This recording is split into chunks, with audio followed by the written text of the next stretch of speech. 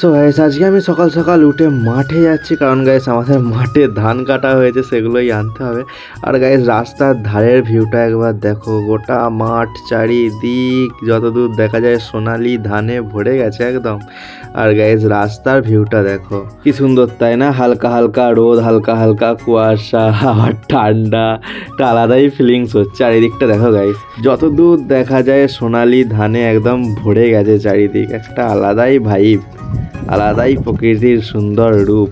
আর এখন আমি সাইকেল থেকে নেমে হাঁটছি, তোমরা বুঝতে পারছো। আর এদিকটা দেখতেই দেখতে পাচ্ছ গায়ে, সেখানে আলু বসানো হচ্ছে, এখানে আলুর ক্ষেত। আমাদেরও কাল থেকে আলু বসানো হবে, তোমরা ব্লগ দেখতে পারো। আর গাইস এরকম পোল এখনও আমাদের এখানে আছে, তোমাদের ওখানে আছে কি না জানিও, ঠিক আছে? এইসব দৃশ্য গাইস গ্রামেই দেখা যায়। আর যারা গ্রাম চাষা নাম শুনলেই নাক সেটকায় না, ওরা এইসবের ফিলিংস কোনো দিন বুঝবে না।